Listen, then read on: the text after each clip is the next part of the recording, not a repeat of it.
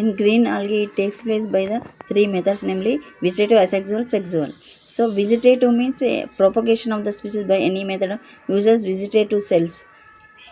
Is known as vegetative. అంటే ఏదైనా ఒక పాట్ కానీ ఇంకేదైనా వెజిటేటివ్ ఎనీ పాట్ అంటే ప్లాంట్ బాడీలో ఉన్న ఏ పాట్ అయినా వెజిటేటివ్ పాట్ అంటారు. అందులో ఎనీ మెథడ్ అనమాట.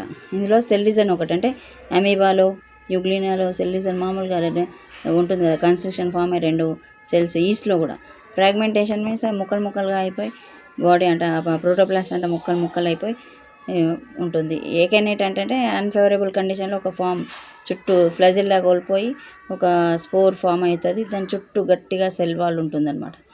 అన్ఫేవరబుల్ కండిషన్ కాగానే మళ్ళీ గ్రో అవుద్ది అనమాట. అది akinete formation. Cell division by fission అంటే అమీబాలో ఎలాగ విడిపోతుందో ఇలా ఒక సెల్ 2 సెల్లులాగా, ఫస్ట్ సైటోప్లాజం తర్వాత న్యూక్లియస్ 2 విడిపోయి 2 సెల్లులుగా మారుతాయి.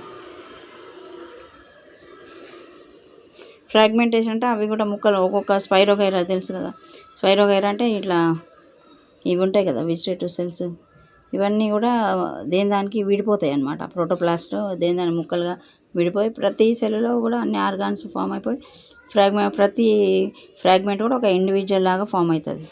ఎకైనేట్స్ అంటే unfavourable under certain condition cells here and there filament pithophora lose water contract and food material parent cell wall become thickening and highly resistant. So అంటే అన్ఫేవరబుల్ కండిషన్లో కూడా రెసిస్టెంట్ ఉంటుంది. దీన్ని ఎకైనేట్స్ అంటారు. Unfavourable condition when they cannot tide over the unfavourable condition. So అదేం చేస్తుంటే అదొక spore లాగా ఫామ్ అయ్యి మళ్ళీ ఈ ఎకైనేట్, దాన్ని ఎకైనేట్ అంటారు. ఈ ఎకైనేట్ ఏమైందంటే ఫేవరబుల్ కండిషన్ అని మళ్ళీ గ్రో అవుతుంది. ఇంతవరకే ఇది అనమాట వెజిటేటివ్ రిప్రొడక్షన్. ఓకే, అసెక్సువల్ తర్వాత చూద్దాం.